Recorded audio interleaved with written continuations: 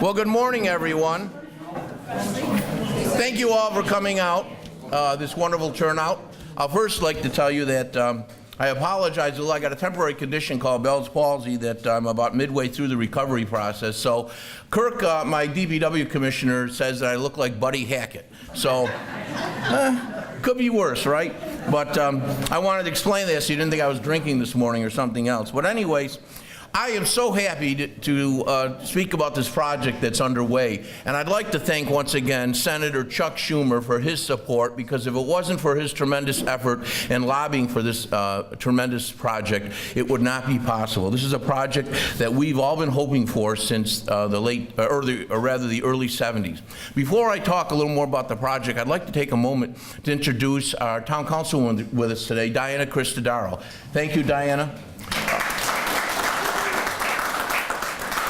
We also have with us other elected officials, but they're going to be speaking in a moment, so I'll wait to have them introduced at the time they're going to speak. But this project is one that restores the ecosystem, something that Hurricane Agnes greatly impacted back in the early 70s. So I kind of talk about this as we're restoring nature back to what it was.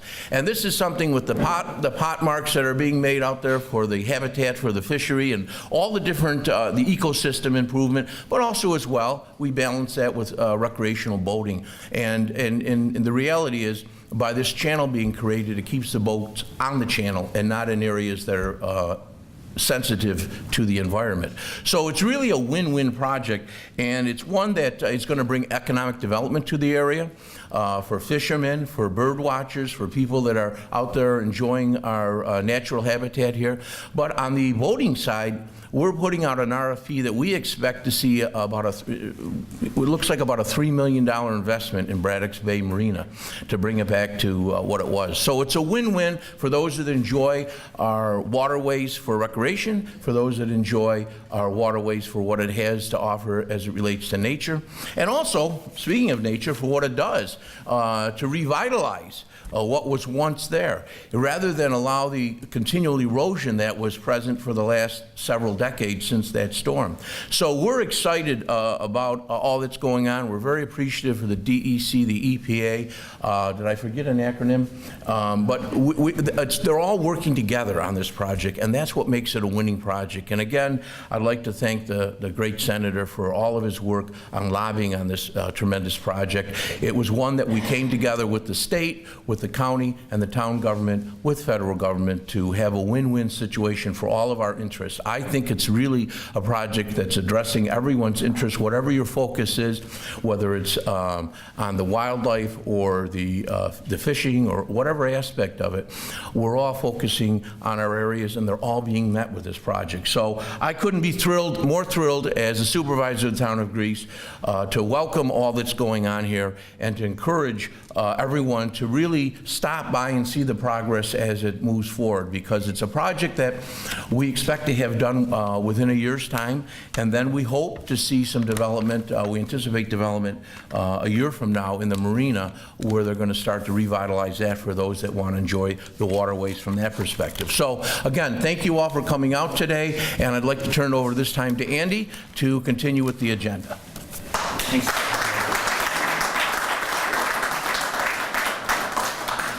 Before we get into our next speaker, I'd just like to go over the agenda real quick. After we hear from our speakers, we're going to open it up for questions, give the media some time to do a few side interviews, and then we would invite everybody out on a little bit of a site walk with some of our subject matter experts. So the first person we'd like to call up would be Regional Director for Senator Charles Schumer, Chris Zeltman.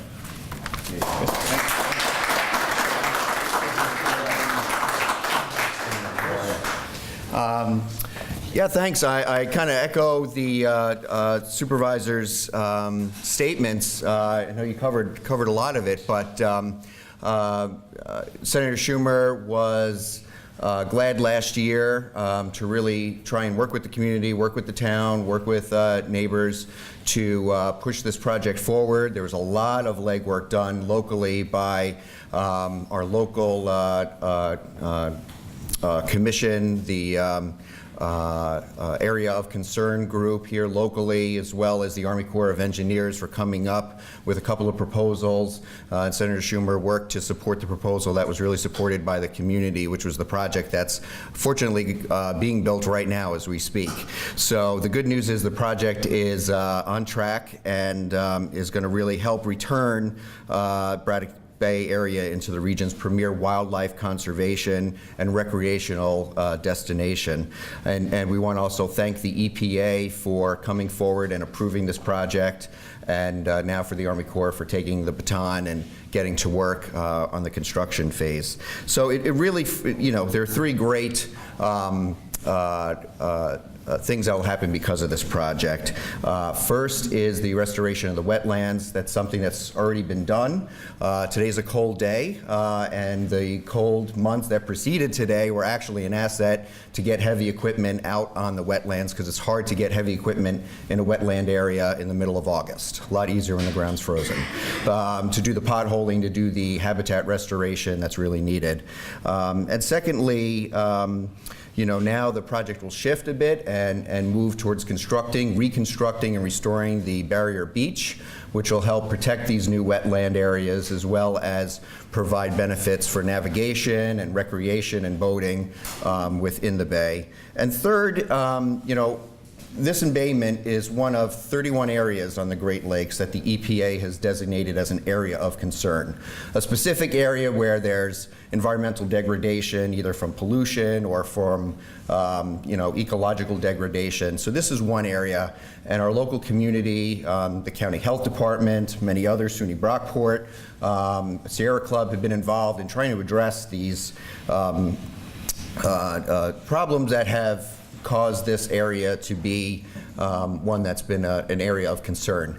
And a lot of pollution, a lot of contamination has been cleaned up over the last couple of decades. But we think that restoring these wetlands here will be the last box that really needs to be checked to position this area to be delisted. There's only been 4 out of 31 areas that have ever recovered and been delisted, and we hope this will be the next one. So look forward to being here later this year when we hopefully have a finished product. Thanks so much.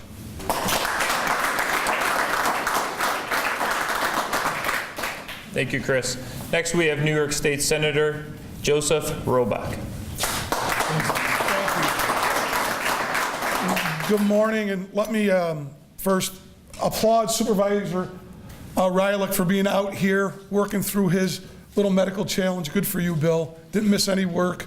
I might have stayed in. You kept working. It's great. On a serious note, this has been a project that's been around, as Bill said, in the 70s. I, at one time or another, have had every federal elected person down here with different groups to take a tour on what we could do to mitigating some of this, and also talk about the issue of Braddock Bay Marina. And so I want to add my thanks to Senator Schumer as well, who really was the driver in putting the funds in place so the Army Corps of Engineers could put the project together, so the EPA and the DEC could approve it and okay it, go through all those things. But now we're here and it's going on, and that's great. And as been said before, not only a long time coming, but important. So we're going to increase wetlands, we're going to protect the ecosystem here, but also by doing that simultaneously, opening up that channel so recreational boaters will be able to enjoy that, get in and out, and at the same time kind of keep the environment the same and not change it. And we've tried all different things throughout the course of time. At one time, there was a dredge here that some people had some concerns as to what it might do to the environment, as well as it only made the channel available for 1 day before the backwash there filled right back in. So this is a long-term solution that's going to do many, many good things, and just want to applaud everybody involved, getting the funding, okaying the project, and making it work to meet so many needs. Most of the time I say there's a pro and a con to everything. This project is definitely win-win. Good for the environment, good for the people that want to enjoy the water, and I think is really going to enhance this entire area here and this great park that we already have. So thank you one and all, and looking forward to its completion.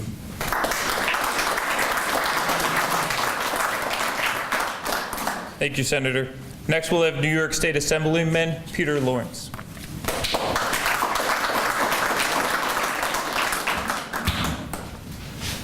I just got back from Florida. I was doing some pig hunting down there. So I appreciate nature and what it has to offer. You really don't want to hear me stand up here and say a lot of things everybody else has already said. Thank you, Senator Schumer, for everything that he's done. But for 20 years, I lived on the lake. I lived just west of here up on Shore Acres. I drove to work every day down the parkway. I went by Braddock Bay. I saw all the hawks up in the air and all the bird sighting, hawk sighting stanchions that were there. I had a sailboat that I kept at Braddock Bay. So I know that this is a very worthwhile project.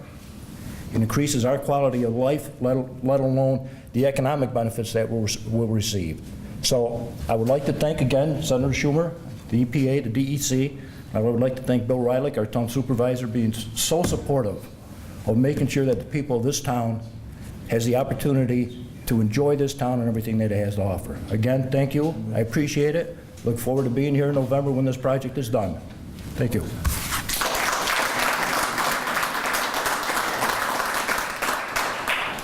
Next up is New York State DEC Region 8 Regional Director, Paul D'Amato.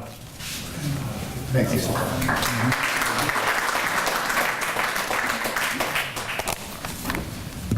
Well, good morning, everybody. Having grown up on the west side of Rochester and having actually gone to high school in the town of Greece, this event and what's going on out here really has a lot of meaning to me personally as well as professionally.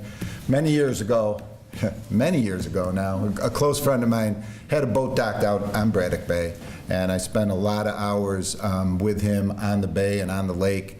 And I do have to confess that maybe in those days, you know, the recreational aspect might have been a little more important to me than the wildlife protection aspect, but that's no longer the case.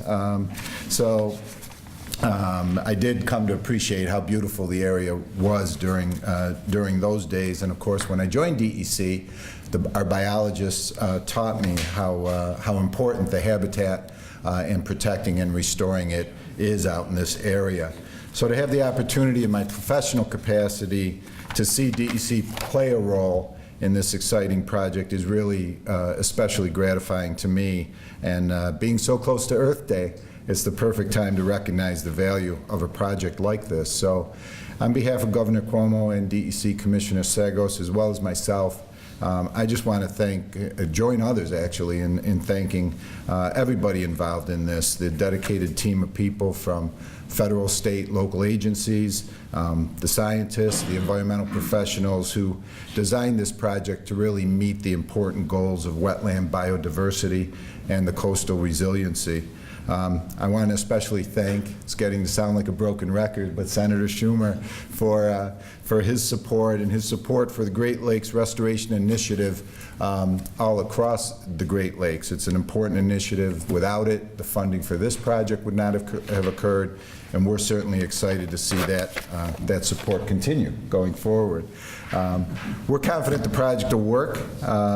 This, together with other projects in the area, in the wetlands and in some of the ponds, will significantly restore the habitat out here and reduce those impairments that Chris was talking about with respect to the embayment problem. So once the construction's complete, DEC is committed to continue the monitoring to make sure that the expected benefits from this project are in fact being achieved, and we'll do that with a series of partners, including the town of Greece, SUNY Brockport, Ducks Unlimited, the Sierra Club, the Nature Conservancy, the Army Corps of Engineers, and the U.S. Fish and Wildlife Service. So again, congratulations to everyone involved with making this project a reality, and thanks for having us out here today. Thank you.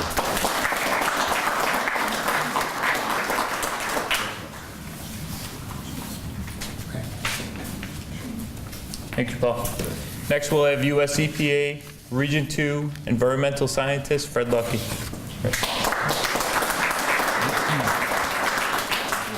Hi, I work with EPA's New York office, and I've been helping the Rochester Embayment Area of Concern folks get their plans off the drawing board and make it a reality. Braddock Bay, which is considered by many to be the crown jewel of New York's coastal wetlands, today has a new lease on life thanks to stakeholders and governments coming together, developing a plan, and making it happen. And EPA has been proud to be part of that coalition. Now, this project is part of a larger strategy which has been funded by the Great Lakes Restoration Initiative, which is restoring water quality, fish, and wildlife, not only in Lake Ontario, but the entire Great Lakes Basin. So EPA is here for the long run. We're just not here for this project, and we intend to be part of the process long term, and we look forward to working with the Braddock Bay community and to protect this resource for future generations. Thank you.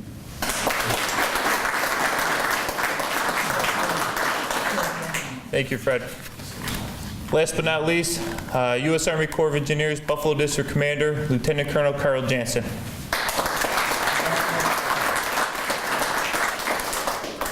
All right, hey, good morning. It's great to see so many people here today to learn about something that's so important to all of us. You know, the U.S. Army Corps of Engineers, Buffalo District proudly serves the people and the watersheds of the lower Great Lakes, Lake Erie, Lake Ontario, and the St. Lawrence Seaway, from Toledo, Ohio in the west to Messina, New York in the east. So it's great that we can spend some time here today in this fantastic setting. It's cold and rainy, but it's still just absolutely beautiful along Lake Ontario. You know, the Great Lakes are indeed a North American treasure, both as a navigation system that underpins our nation's industrial might, but also as a vital natural resource. So we're proud as the Corps to align our navigation, environmental, and flood risk management programs with very important work to sustain, restore, and preserve the Great Lakes for future generations. Last August, some of you joined us here with the US EPA and Senator Schumer to announce that we were advancing into the construction phase of this project. And since then, we've been hard at work, awarding a contract and overseeing the first phase of construction. So today we're pleased to report on the progress we've made to date, and we'd like to inform everyone regarding what's ahead through the rest of the summer and next fall. And we're confident that with the events planned for today, you'll walk away with a much deeper understanding of what's involved. You know, large-scale civil works projects can be tough endeavors, as many of the speakers have alluded to. But with the right teamwork and adequate resources, we can always come through. And we simply could not be here today without a tremendous partnership that relies on a diversity of ideas, close collaboration, and open communication. I thank our interagency partner, the US EPA, including our friends and colleagues from Region 2 and also the Great Lakes National Program Office for our ongoing efforts, not only here but across the entire basin. We're also grateful for our strong relationship with all of the New York State agencies, and especially the New York State DEC. And locally, we've enjoyed partnering with the great people and leaders from the town of Greece and Monroe County, and we've also enjoyed teaming with SUNY Brockport, a variety of environmental interest groups, and the spirited faculty from the Hilton Central School District. Many great things that have come together here. Of course, a project of this magnitude requires significant resources to deliver, and in this case, that meant $9.4 million of appropriations through the Great Lakes Restoration Initiative, GLRI. And we are also thankful for the support that government officials from local to the federal level provide for GLRI. It's a very important initiative and one that has a growing track record of success to address these areas of concern in a very systematic way across the Great Lakes. A project like this, I believe, is a strong leading indicator that our society is taking the necessary steps to secure our nation's water resources. Our work in Braddock Bay represents one of the largest ecosystem restoration projects underway across all of the Great Lakes. And not only does the project help to alleviate the beneficial use impairments in the area of concern, but it also bolsters coastal resiliency and provides secondary benefits for safe navigation. And we're accomplishing this work in a two-phased operation. First, we're wrapping up steps to restore the suitability of the existing coastal marsh right outside the window. And we estimate that around 100 acres of the original coastal emergent wetlands in the bay have been lost since the early 1900s. So we're restoring them by excavating the channels and potholes you've heard about, removing invasive plants, and then replanting native species. Soon, we'll shift our priority effort to the outer bay, where we'll construct a 2.5-acre emergent wetland, a 2,600-foot barrier beach. And these features will protect the marsh by reducing wave energy and blocking sediment from entering and becoming trapped throughout the bay. And just looking out the window, you can see why this wave energy poses such a risk. We plan to wrap up the majority of the work later this year and transfer the long-term oversight of the project to the town of Greece early next year. And so far, we've been very pleased with the quality and the tempo of the progress. I'd like to commend our contractor, the Wesson Group, for their resourcefulness, their can-do attitude, and an impeccable safety record. Much of the marsh restoration work was planned for the wintertime, when we had hoped for frozen ground that would aid in the excavation of the channels and potholes. But with the mild winter that we experienced, this became quite challenging. In fact, our contractor went to great lengths, including bringing in a floating excavator tractor all the way from Louisiana so they could remain on schedule.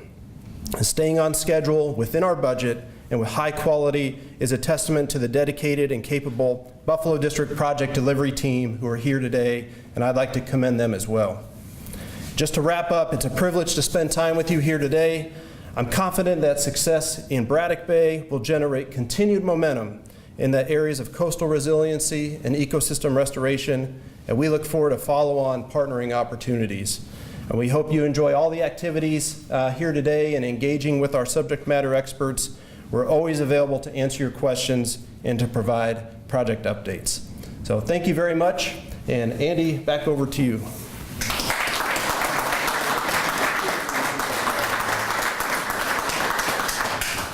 I think there's one person here that we would like to recognize, and that is John from Congresswoman Slaughter's office, and for the work that she's done for this project. So.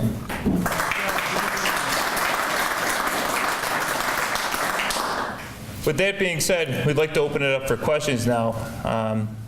Does anybody have questions? All right. Yes.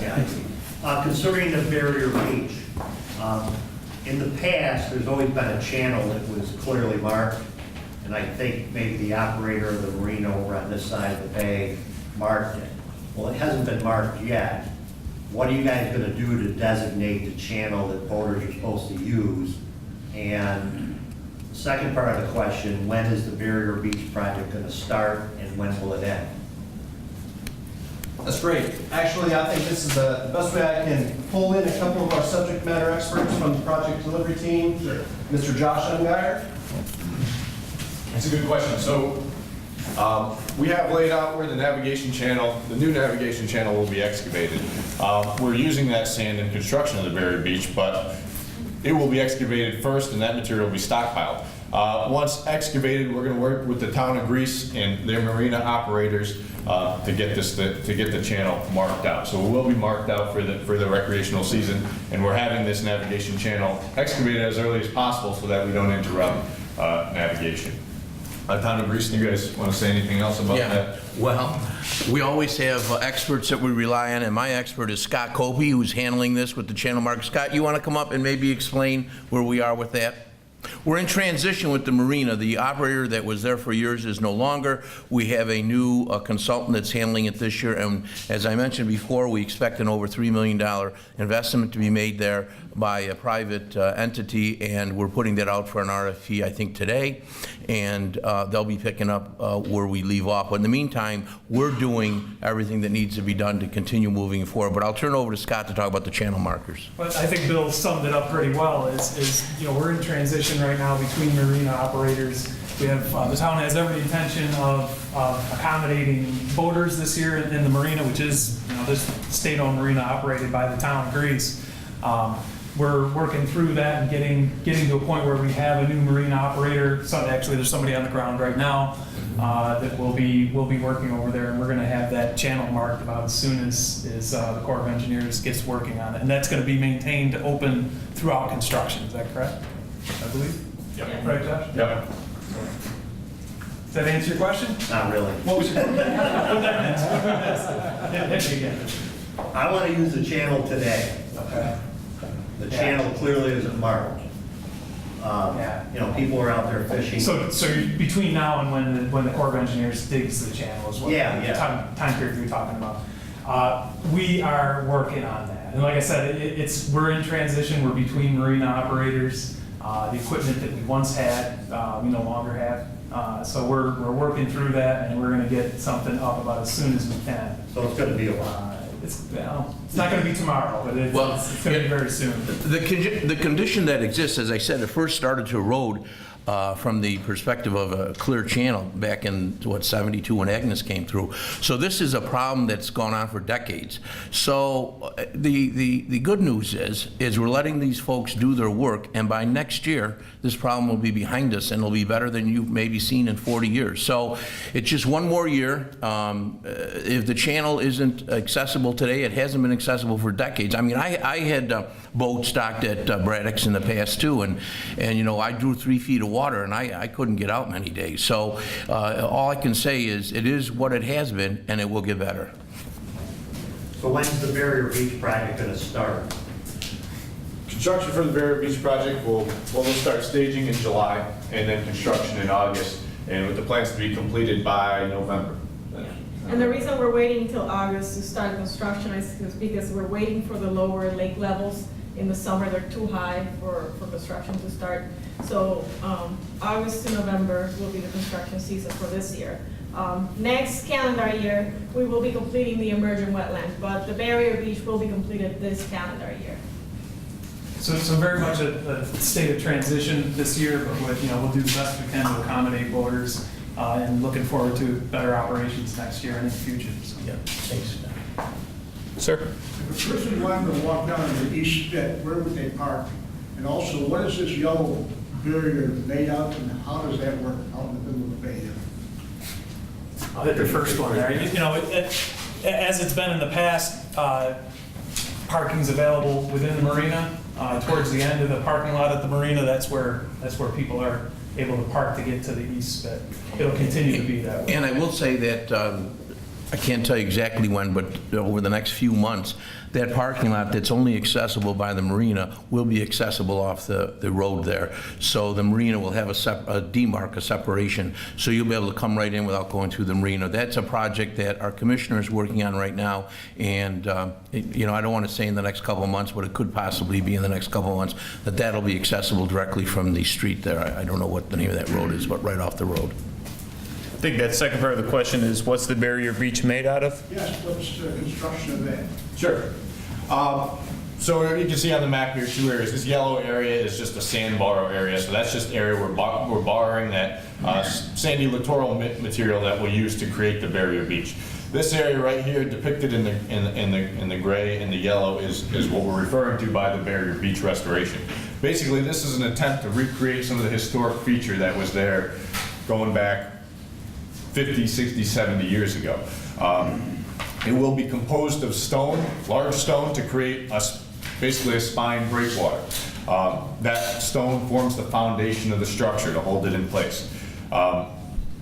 Working with our partners and local interests, it was really important to also create something that functioned naturally and had an aesthetic appeal. It wasn't just a stone breakwater.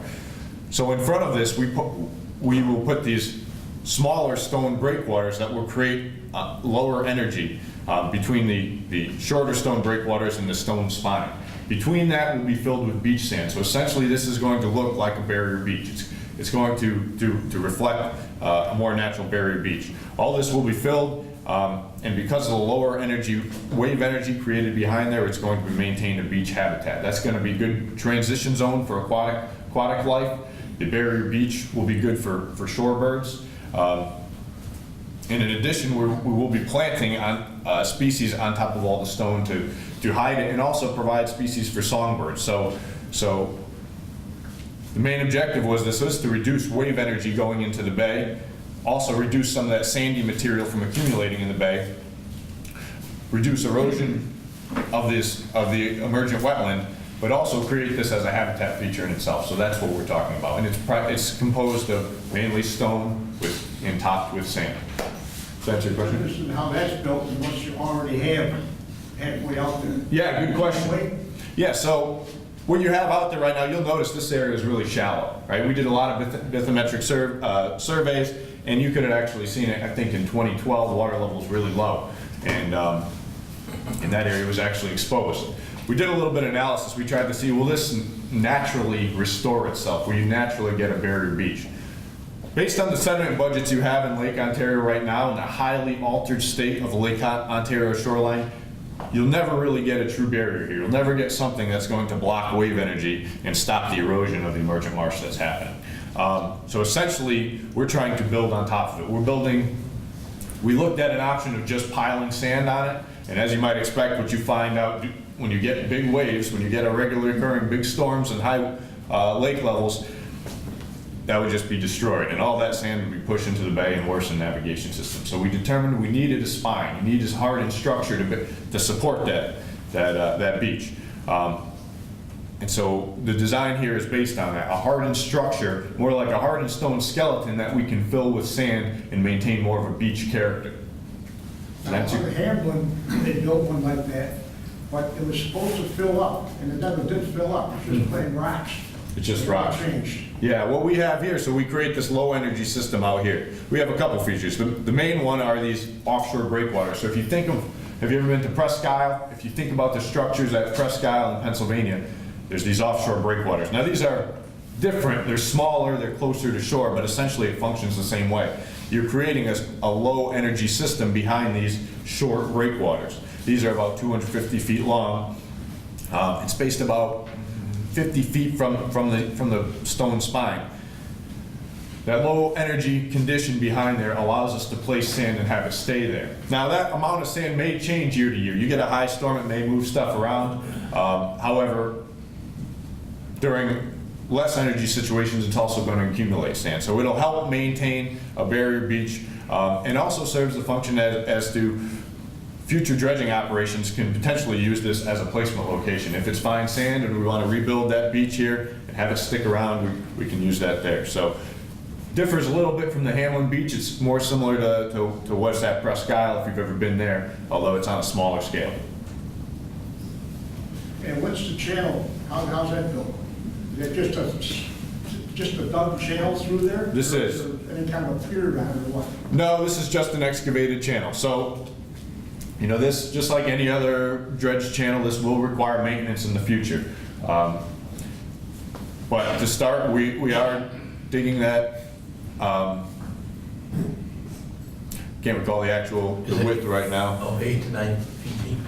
Yeah, we're going to 8 to 9 feet deep, and I think I think it's 150 or 200 wide. yeah. So it's quite a big channel, and the reason we're going so big is that we wanted local sand material to place on this barrier beach. We are having to bring in some non-local sand material to act as the top cover because it's coarser. The local material is really fine. However, we wanted to make sure we use as much of the local material as possible, so we are really over digging that navigation channel, and because of its size, it probably will be a while before it needs maintenance. But just like any navigation channel, it's going to fill in over time. It's not a permanent channel. There was a question back there? Going back to the marina, who's the contractor or company that'll be doing the work down there and operating the marina? That has not been selected yet. As I mentioned before, we're putting out an RFP today.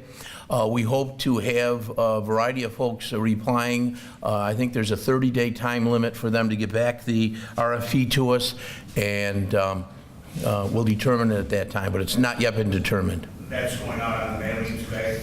Yeah, I'm not sure who to point to on that, but it's going out through it's going out through a variety of ways. Usually we put it up possibly on the website. It's certainly going out to people that are in that business, and there will be a notice, I believe, either in the Daily Record or one of the local newspapers, and of course anyone could contact Town Hall and we'll provide that RFP to them. Yep. All right, in the interest of time, we're going to take one more question, and then the subject matter experts will still be hanging around. Go ahead. Is the barrier beach intended for human use? Good question.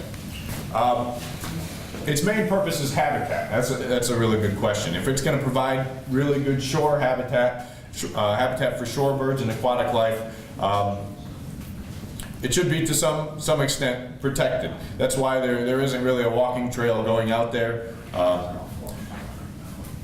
It's not immediately accessible. It will inevitably be accessible by boats, and we're going to really leave it up to DEC and the town of Greece and their management as to... There's actually a gap, if I recall correctly, where the current, I've walked out there already, and you walk as far as you can right now, and then at that point, there's going to be a gap, another channel, a smaller channel, correct? And then the barrier beach picks up. So really, you know, there's no bridge there, so it'd be hard to get to that. Boaters probably, I guess, could, but... I see we need to talk. Yeah. All right, we can talk. All right, on that note, the subject matter experts are going to funnel to the back near the posters. I'd invite anybody to come up and view a video, some drone video that you can see the excavator and some seeding going on. And the media, if you'd like to come up front, we're going to hold the speakers up here if you'd like to talk to them a little bit more. With that, I appreciate everybody coming out today, and thank you very much.